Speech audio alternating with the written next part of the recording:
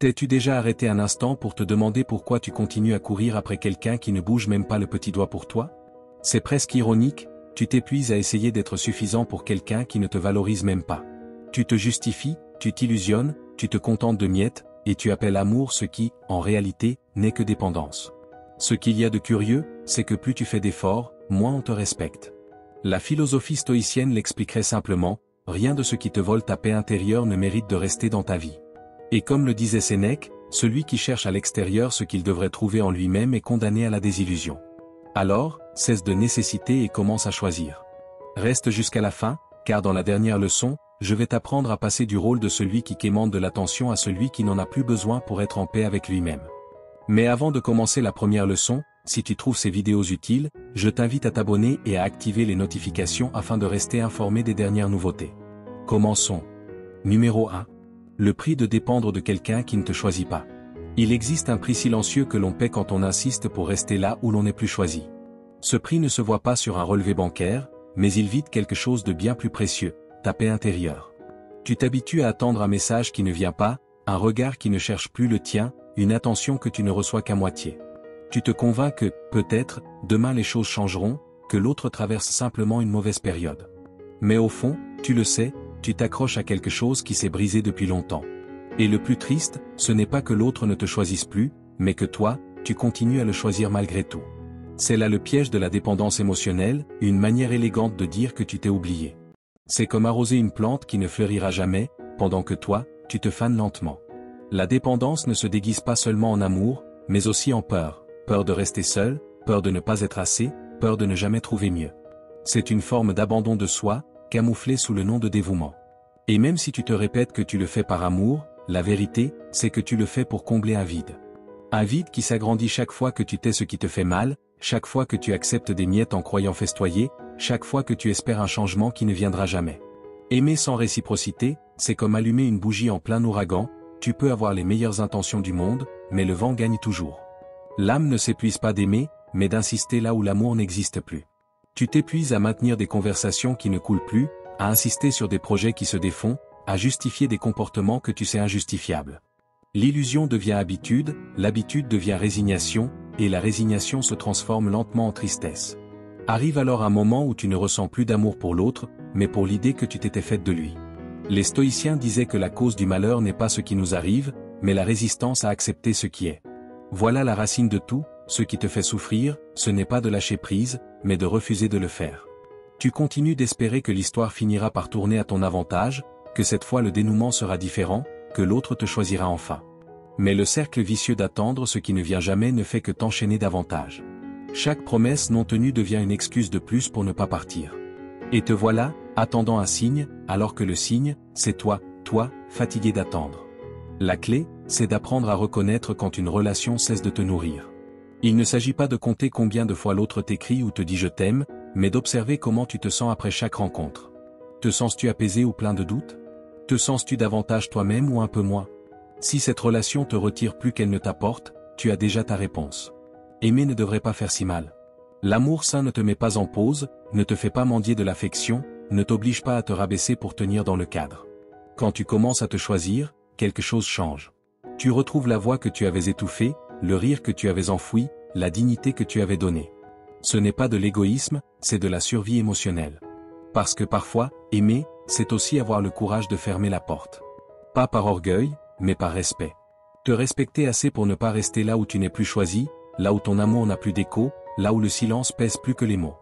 Tu ne le remarques peut-être pas tout de suite, mais chaque fois que tu te choisis, ton âme respire un peu plus librement. Tu découvres que la solitude ne tue pas, que l'amour-propre n'est pas de la fierté mal placée, et que perdre quelqu'un qui ne t'a jamais vraiment valorisé n'est pas une perte, mais un soulagement déguisé. Au fond, tout se résume à cela, l'amour ne se mendie pas, il se partage. Il n'y a rien de plus libérateur que de cesser de dépendre de quelqu'un qui ne te voit pas à ta juste valeur, et de découvrir que la paix que tu cherchais chez les autres a toujours été en toi. Dieu a toujours été là, au plus profond de toi. Comme le disait Épictète, lorsque tu apprendras à ne plus supplier l'amour, tu commenceras à l'attirer sans même le demander. Numéro 2. Le piège du « peut-être qu'il changera ». Il existe une phrase qui t'a fait plus de mal que tu ne l'imagines, peut-être qu'il changera. Ce peut-être est l'hameçon parfait pour te garder attaché à une histoire déjà terminée. Tu te convaincs que si tu attends un peu plus, si tu fais un peu plus, si tu supportes encore un peu, alors tout finira par s'arranger. Mais le temps passe, l'illusion s'épuise, et la seule chose qui change réellement, c'est ton niveau de déception. Tu restes là, à tenir une corde que l'autre a déjà lâchée, croyant que la patience est une vertu, alors qu'en réalité, tu restes par peur. L'auto-illusion est un véritable artiste, elle te peint des espoirs aux couleurs vives, te répète des phrases qui sonnent nobles, tout le monde mérite une seconde chance, personne n'est parfait, l'amour peut tout. Mais en vérité, ce que cette illusion fait, c'est anesthésier. Accepter la réalité fait mal, et le cerveau, expert en esquive du chagrin, invente des histoires pour rendre la douleur supportable. Alors tu commences à justifier l'injustifiable, à minimiser ce qui te blesse, à amplifier les rares bons moments. C'est une manière élégante de nier la réalité, de transformer la déception en espoir. Ce qu'il y a de plus curieux, c'est à quel point l'esprit devient créatif quand tu refuses de lâcher. Il trouve des excuses avec la précision d'un avocat, il n'est pas prêt, il a eu une enfance difficile, il a du mal à exprimer ses émotions. Et toi, bien sûr, tu y crois. Parce que l'amour te rend aveugle, mais la peur te paralyse. Et lorsque ces deux forces s'unissent, tu ne vois plus rien, et tu n'avances plus.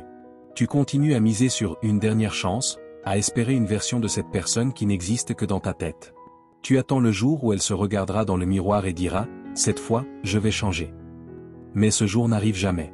Marc Aurèle, dans sa sagesse stoïcienne, disait que nous souffrons plus de ce que nous imaginons que de ce qui nous arrive réellement.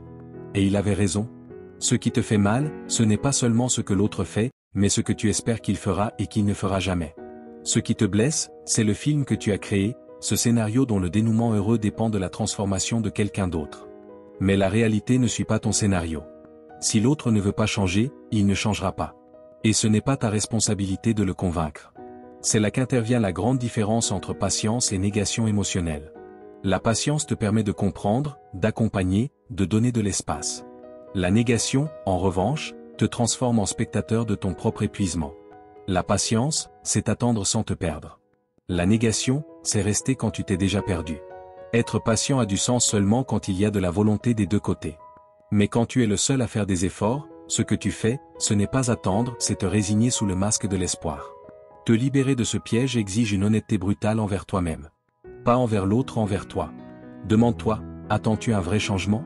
Ou refuses-tu simplement d'accepter qu'il n'y en aura pas? Restes-tu par amour, ou par peur? Parfois, le pas le plus difficile n'est pas de laisser partir quelqu'un, mais de lâcher l'histoire que tu avais imaginée. Car lorsque tu lâches cette illusion, tu te retrouves face à la réalité. Tu ne peux pas transformer quelqu'un qui ne veut pas se transformer, tu ne peux pas apprendre à aimer à quelqu'un qui ne veut pas apprendre. Et quand tu le comprends enfin, quelque chose en toi s'allège. Tu réalises que ta valeur ne dépend pas d'être choisie, et que l'amour-propre n'est pas une option, mais une nécessité. Tu apprends que le véritable amour ne cherche pas à changer l'autre, mais à grandir à ses côtés. Et si cela n'arrive pas, partir n'est pas une perte. C'est se rappeler que tu mérites la réciprocité, la paix et la cohérence. Alors, cesse d'attendre le « peut-être qu'il changera ». Parce que pendant que tu attends, la vie continue. Et dans cette attente, sans même t'en rendre compte, ce qui finit par changer, c'est toi. Comme le disait Marc Aurèle, lâcher prise, ce n'est pas perdre quelqu'un, c'est cesser de te perdre en quelqu'un qui ne veut pas te trouver. Numéro 3. L'addiction à l'affection intermittente. Il existe des amours qu'on ne vit pas, mais qu'on endure. Ces relations te donnent une dose d'affection, puis disparaissent, te laissant avec l'illusion qu'elles reviendront bientôt. Et te voilà, suspendu à l'attente du prochain message, du prochain geste, du prochain je t'aime qui viendra apaiser ton vide intérieur. Mais ce n'est pas de l'amour. C'est une addiction émotionnelle. Car l'amour constant apporte la paix, tandis que l'amour intermittent crée la dépendance. C'est une sorte de roulette émotionnelle où tu ne sais jamais si, aujourd'hui, tu obtiendras une récompense, ou le silence. Et plus l'attention est irrégulière, plus ton besoin de la recevoir s'intensifie. C'est le même mécanisme que chez un joueur de casino. Il gagne une fois, perd 10 fois, mais il revient, convaincu que la prochaine partie sera différente. Ton cerveau agit de la même façon. Chaque fois que quelqu'un te donne de l'affection de manière intermittente, le circuit de récompense de ton cerveau s'active, le même que celui déclenché par les drogues. Un message après des jours de silence, un appel inattendu, un geste tendre après une dispute, et ton cerveau, confus, interprète cela comme un signe d'espoir. Cette sensation passagère de soulagement et de plaisir, c'est ce qui te garde prisonnier. Pas de l'amour, mais de la possibilité de l'amour. Les psychologues appellent cela le renforcement intermittent, le mécanisme le plus puissant pour créer une dépendance. Ce n'est pas la tendresse constante qui t'attache, mais son absence, entrecoupée de rares moments d'attention. Et ainsi, tu finis par courir après quelque chose que tu as déjà perdu. Tu te promets d'arrêter, de t'éloigner, mais au premier signe d'intérêt, tu retombes. Comme quelqu'un qui veut arrêter le sucre, mais cède au premier morceau de gâteau. Tu sais que cela te fait du mal, mais tu en as besoin pour te sentir vivant. Sénèque, dans sa sagesse stoïcienne, avertissait que rien ne rend l'être humain plus esclave que la dépendance émotionnelle à ce qu'il ne contrôle pas. Et il avait raison, le problème n'est pas l'autre, mais ton esprit qui confond douleur et amour. Tu associes la souffrance à l'intensité, l'attente au désir, l'incertitude à la passion. Mais l'amour ne devrait pas faire mal. Il ne devrait pas te faire sentir petit, anxieux, ni te pousser à mendier de l'attention. Si tu dois gagner l'affection de quelqu'un, ce n'est pas de l'amour, c'est du conditionnement. Te libérer de cette addiction, ce n'est pas chercher plus de doses, mais entreprendre une désintoxication émotionnelle. Commence par observer tes schémas. Quand il ou elle t'écrit, comment tu te sens avant et après, combien de fois tu promets de t'éloigner et tu reviens malgré tout. Ce journal émotionnel te montrera que tu n'aimes pas autant que tu le crois. Tu es simplement pris dans un cycle d'anxiété et de soulagement. La solution ne réside pas dans le changement de l'autre, mais dans la reprogrammation de ton propre cerveau. Une méthode efficace consiste à remplacer le stimulus. Si ton esprit a besoin de récompense, donne-la lui toi-même. Pas avec des promesses creuses, mais avec des actions concrètes qui te redonnent du pouvoir. Fais quelque chose à chaque fois que tu ressens la tentation de le chercher. Sors marcher, écris, respire, appelle quelqu'un qui t'écoute vraiment. Au début, ça fera mal comme tout processus de sevrage, mais peu à peu, l'absence cessera de faire souffrir et commencera à te libérer. Une autre pratique stoïcienne utile est celle du rappel de la perte. Visualise sans drame ce que tu es en train de sacrifier en restant attaché. Ta paix, ton estime de toi, ton temps. Sénèque disait que celui qui dépend d'un autre pour être heureux a déjà perdu sa liberté. Cette phrase devrait résonner en toi chaque fois que tu ressens l'envie de revenir. Quand tu parviens à lâcher prise, tu ne te libères pas seulement de l'autre, mais aussi du rôle que tu avais endossé, celui qui attend, celui qui supplie, celui qui se contente. Tu découvres alors que le véritable amour n'a pas besoin d'être une montagne russe pour te faire vibrer. La stabilité n'est pas ennuyeuse, c'est la paix. L'intensité émotionnelle peut ressembler à l'amour, mais ce n'en est pas. Le vrai amour ne t'entraîne pas dans le chaos, il t'équilibre. Alors, cesse de vivre dans l'attente du prochain signe. L'affection qui arrive par intermittence n'est pas de la tendresse, c'est de la manipulation émotionnelle rythmée. Et tant que tu continueras à l'accepter, ton cœur restera un champ d'expérimentation. Tu ne mérites pas des miettes déguisées en amour. Tu mérites la constance, la présence et la vérité. Comme le disait Sénèque, l'amour ne fait pas souffrir. Ce qui fait souffrir, c'est d'insister pour appeler amour ce qui ne fait que te maintenir enchaîné. Numéro 4. Quand le silence en dit plus que les mots. Il existe des silences qui crient plus fort que n'importe quel mot. Tu le sais, tu le ressens. Cette absence de réponse, ce vu qui ne se transforme jamais en conversation, cette indifférence déguisée en calme. Ce n'est pas qu'il ou elle n'ait pas le temps, ni qu'il ou elle soit occupé, ni qu'il ou elle ne sache quoi dire. Simplement, il ou elle ne veut pas. Et même si cela fait mal à reconnaître, c'est là la vérité. Quand quelqu'un se soucie de toi, cela se voit. Et quand ce n'est pas le cas, aussi. Pourtant, tu continues à justifier, interpréter, inventer des excuses pour donner un sens à ce qui n'en a plus. Le silence a son propre langage, mais pour le comprendre, il faut cesser de le traduire avec espoir. Car tout silence n'est pas prudence ni profondeur. Certains ne sont que des intérêts. Et l'indifférence, aussi dure soit-elle, est un message clair. Je ne me soucie pas suffisamment de toi. Mais toi, avec ta noblesse émotionnelle, tu lui donnes 1000 significations possibles, il est confus. Peut-être a-t-il besoin d'espace. Moi aussi, j'ai été comme ça. Et pendant que tu essaies de comprendre, l'autre n'est tout simplement pas là. La philosophie stoïcienne enseigne à voir la réalité telle qu'elle est, et non comme nous voudrions qu'elle soit. Et voici le point, accepter ce qui est évident ne te rend pas froid, cela te rend libre. Apprendre à lire les actions est un art qui protège l'âme. Car les mots, tu le sais, sont bon marché. N'importe qui peut promettre un amour éternel un dimanche et disparaître le lundi. Les actions, elles, ne mentent pas. Si quelqu'un veut être présent, il l'est. Si tu comptes pour quelqu'un, il ou elle le montre. Pas besoin de supplier des explications. Imagine que tu regardes un film. À l'écran, le protagoniste promet amour, fidélité et engagement. Mais dans la scène suivante, il agit comme s'il ne te connaissait pas. Que penserais-tu? Que le scénario est incohérent, n'est-ce pas? La vie est ainsi quand tu écoutes des discours sans observer les comportements. Tes attentes écrivent une histoire que l'autre n'est pas en train de jouer. Et plus tu t'accroches à cette fiction, plus tu t'éloignes de la vérité. Accepter ce que l'autre démontre est un acte d'amour-propre. Accepter ne signifie pas se rendre. Cela signifie cesser de forcer, cesser de lutter pour quelque chose que toi seul soutiens. Parfois, la paix arrive non pas lorsque tu obtiens ce que tu veux, mais lorsque tu comprends que tu n'en as pas besoin. Là intervient le pouvoir du détachement. Pas ce détachement froid du je ne me soucie de rien, mais celui qui naît de la compréhension, je ne peux pas retenir ce qui ne veut pas rester. Les stoïciens parlaient de contrôle, distinguer ce qui dépend de toi et ce qui n'en dépend pas. Il dépend de toi de communiquer, d'aimer, de prendre soin. Mais il ne dépend pas de toi que l'autre réponde de la même manière. Vouloir contrôler cela, c'est comme essayer d'arrêter la pluie avec ses mains, inutile et épuisant. Quand tu acceptes que tout ne mérite pas ton insistance, tu cesses de t'épuiser. Le silence cesse d'être une punition et devient un signal. Une stratégie utile consiste à inverser le focus. Au lieu de te demander pourquoi l'autre ne te choisit pas, demande-toi pourquoi toi, tu continues de choisir quelqu'un qui ne le fait pas. Car pendant que tu attends une réponse qui ne viendra pas, tu mets ta propre vie en attente. Le détachement n'est pas de l'indifférence, c'est de la maturité émotionnelle. C'est la capacité de voir la réalité sans phare, de comprendre que parfois l'amour ne disparaît pas, il devient simplement unilatéral. Et quand cela arrive, rester est une manière lente de te perdre. Alors, la prochaine fois que le silence viendra te visiter, ne le remplis pas de suppositions. Écoute-le. Peut-être que ce qu'il dit ne te plaira pas, mais cela t'épargnera des années de confusion. Accepte le message, lâche l'histoire et continue, car tu mérites la réciprocité, pas des miettes émotionnelles emballées dans des excuses. Le silence n'est pas toujours vide, parfois, c'est la réponse la plus honnête que l'autre puisse te donner. Et lorsque tu apprends à l'entendre sans peur, tu découvres quelque chose de puissant, ta paix vaut plus que n'importe quelle explication. Qu'il te soit bien clair, le silence de l'autre, lorsque tout a déjà été dit, est la manière la plus élégante de dire adieu. Numéro 5. Cessez de supplier de l'attention. Il y a une scène qui se répète plus souvent qu'elle ne le devrait. Toi, vérifiant ton téléphone, attendant une réponse qui ne vient jamais.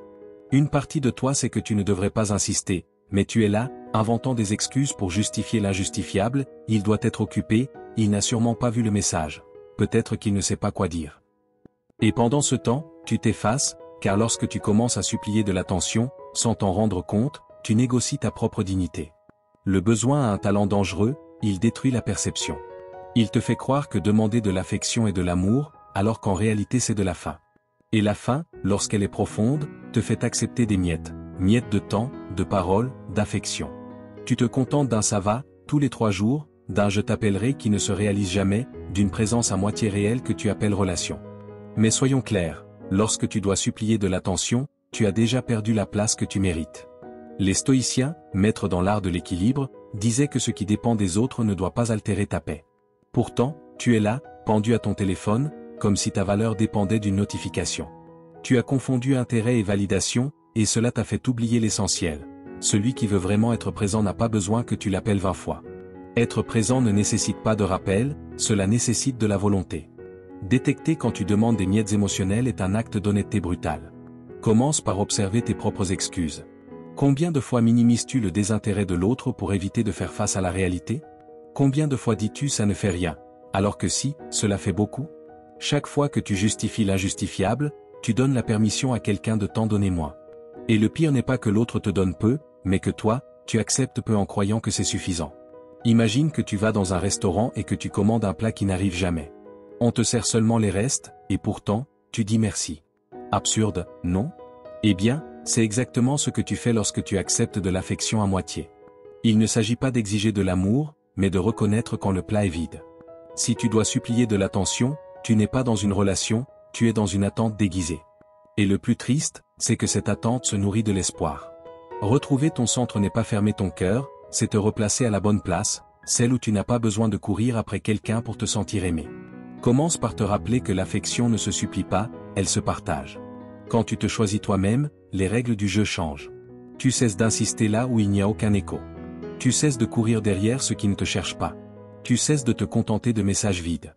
Tu apprends que le silence de l'autre n'est pas une épreuve, mais une réponse. Une stratégie utile consiste à pratiquer ce que les philosophes stoïciens appelaient l'autarcie émotionnelle, c'est-à-dire la capacité à se suffire à soi-même. Il ne s'agit pas d'être autosuffisant et isolé, mais de ne pas dépendre du caprice d'autrui pour se sentir complet. Chaque fois que tu ressens l'impulsion d'écrire à quelqu'un qui ne répond pas, écris-toi à toi-même. Donne-toi de l'attention, valide tes émotions, reconnecte-toi avec ce qui te fait du bien. C'est la manière la plus élégante de te désengager du cercle du besoin. Apprendre à partir à temps n'est pas de la froideur, c'est de la sagesse. C'est comprendre qu'il y a des batailles que l'on gagne non pas en insistant, mais en partant. Qu'il y a des amours qui ne fleurissent que lorsque l'un des deux cesse de forcer l'inévitable. Se retirer n'est pas perdre, c'est retrouver sa valeur. Car celui qui sait quand partir montre que sa paix pèse plus que son désir. Au final, la leçon est simple, cesse de chercher l'amour là où il n'y a que tension intermittente. Ton temps, ton énergie et ta tendresse valent trop pour les gaspiller sur quelqu'un qui ne les apprécie pas. La dignité ne se crie pas, elle se démontre en silence. Et parfois, le geste le plus puissant n'est pas de rester, mais de savoir partir calmement.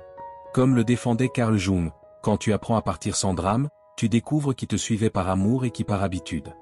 Numéro 6. La valeur de ne pas insister. Insister peut sembler une vertu, jusqu'au moment où tu réalises que tu frappes à une porte qui ne s'ouvrira plus. Au début, tu le fais avec espoir, puis avec peur, et finalement par simple inertie. Tu te répètes que tout effort a sa récompense, mais certains efforts ne font que t'épuiser.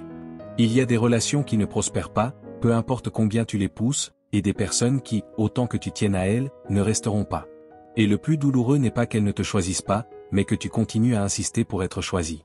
Il y a un moment où l'effort cesse d'être de l'amour et commence à devenir humiliation. Mais il est difficile de le voir, car l'esprit romantique adore le drame du sacrifice.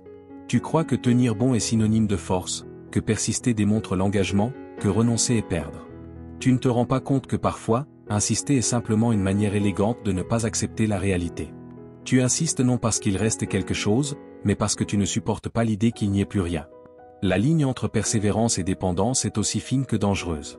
La persévérance naît du désir de grandir, la dépendance, de la peur de lâcher prise. Persévérer, c'est continuer quand cela a du sens, quand les deux parties marchent vers le même lieu. Dépendre, en revanche, c'est rester, même si cela fait mal, même si l'autre n'est plus là. Tu te dis que l'amour peut tout, mais les stoïciens te le diraient autrement, tu ne peux pas contrôler ce qui ne dépend pas de toi.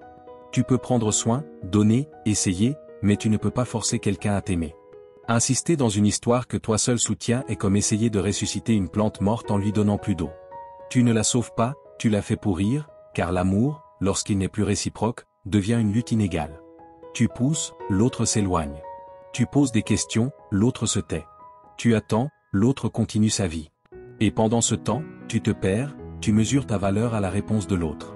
C'est là que l'amour-propre commence à mourir lentement. Aimer, c'est aussi savoir s'arrêter. Tout dénouement n'est pas un échec. Parfois, c'est une forme de respect envers soi-même. S'arrêter n'est pas un manque de courage, c'est un acte de sagesse. C'est comprendre que persister là où il n'y a pas de réciprocité est comme courir sur un tapis roulant, beaucoup d'efforts, pour peu de résultats.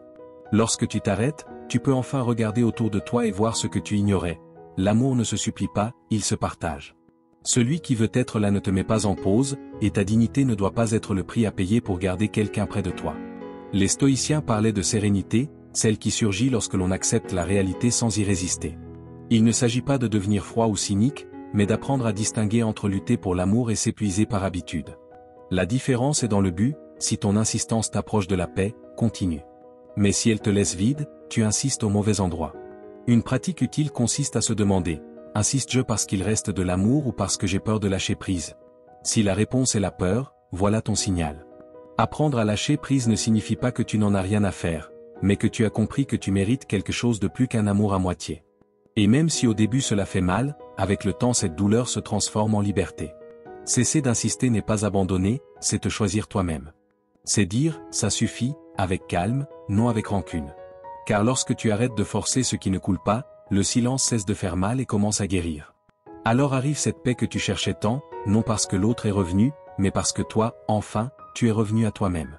Comme disait Marc Aurèle, il y a des portes qui ne s'ouvrent pas parce qu'elles ne sont pas destinées à toi, et les fermer à temps est aussi une forme d'amour-propre. Numéro 7. Se reconnecter à soi-même. Il y a des moments où tu te perds sans t'en rendre compte. Non pas parce que tu as changé ta vie, mais parce que tu t'es peu à peu effacé en essayant d'être suffisant pour quelqu'un d'autre. Tu te regardes dans le miroir et tu ne sais plus vraiment qui tu es, ce que tu aimes ou ce qui te fait du bien. Tout tourne autour de cette personne, ses gestes, son attention, son approbation. Et le plus ironique, c'est que plus tu t'efforces de plaire, plus tu t'éloignes de toi-même. C'est ainsi que commence la déconnexion. Pas du jour au lendemain, mais par de petites concessions que tu fais par peur de ne pas être aimé. Se reconnecter à soi-même n'est pas un slogan de développement personnel, c'est une nécessité urgente. Parce que lorsque tu passes trop de temps à mendier de l'affection, tu finis par oublier que tu es toi aussi une source. Tu n'as besoin de la validation de personne pour exister. Mais après avoir été dévalorisé, ton estime de toi ressemble à une maison après un tremblement de terre, debout, mais pleine de fissures. Se reconstruire ne consiste pas à mettre des rustines, mais à poser de nouvelles fondations.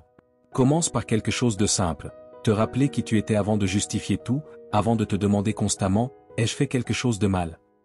Avant de marcher sur des œufs pour ne pas déranger. Retrouve tes goûts, tes espaces, tes routines.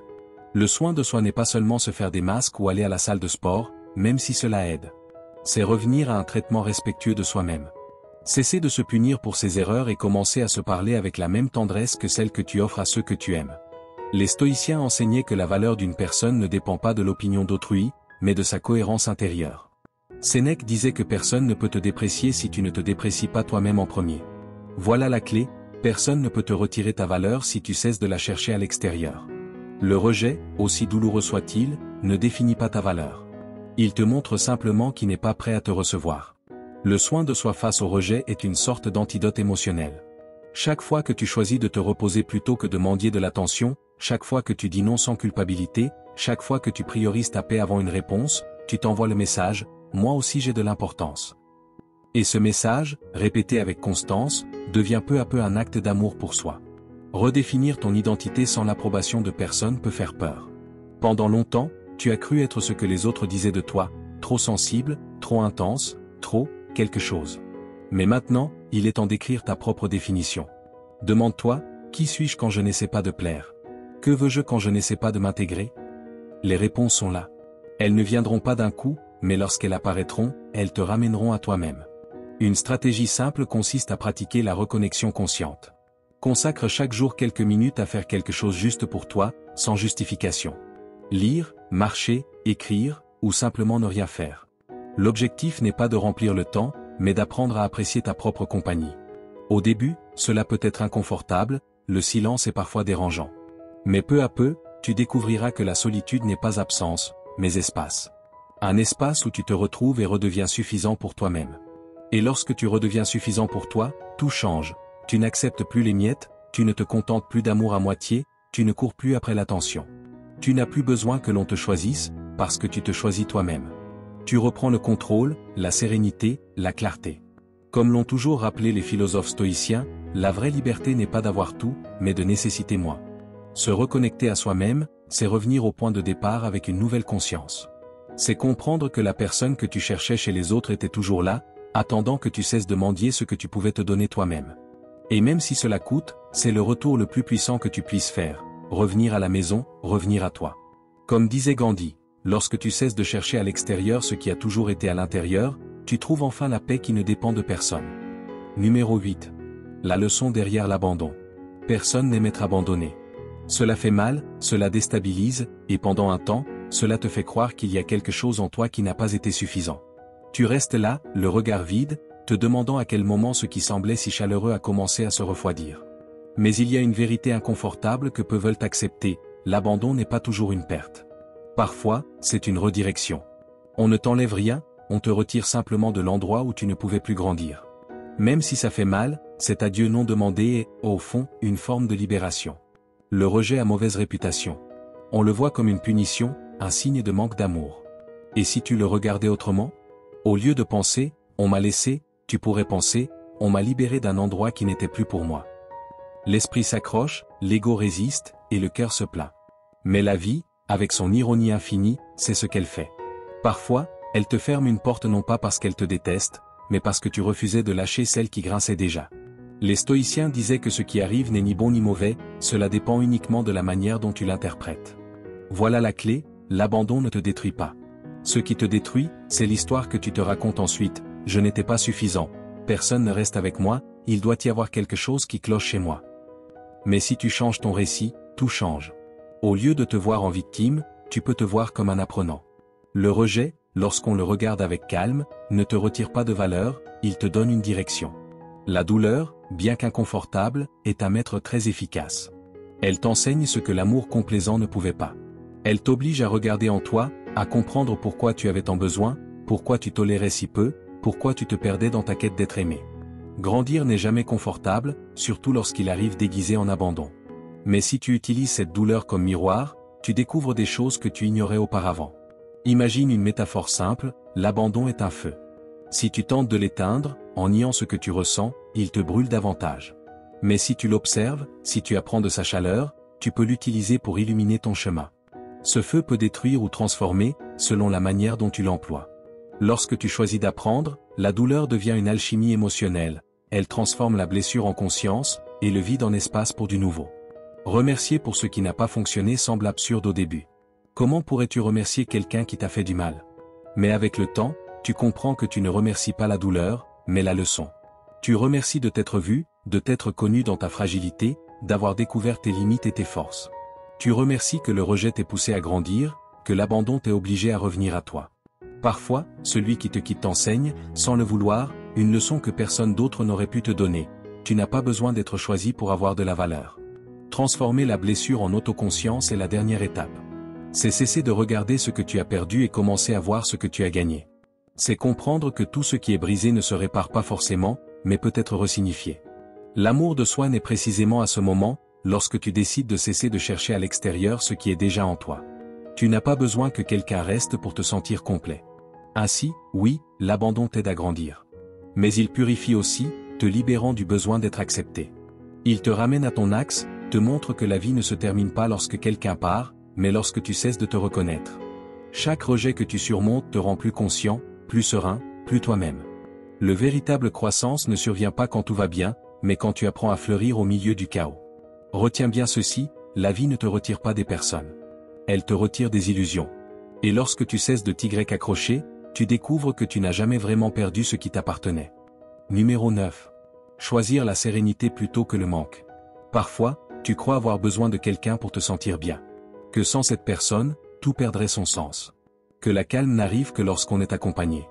Mais ce n'est pas vrai. Ce dont tu as besoin, ce n'est pas quelqu'un d'autre, c'est toi-même. Le manque a cette mauvaise habitude de se déguiser en amour. Il te pousse à chercher à l'extérieur ce que tu ne peux trouver qu'à l'intérieur. Et plus tu te sens vide, plus tu fais de bruit. Tu cherches des messages, des signes, des réponses, alors que ce qui te ferait vraiment du bien, c'est le silence. Ce silence inconfortable qui fait peur au début, mais qui guérit ensuite. Choisir la sérénité plutôt que le manque est un acte de rébellion.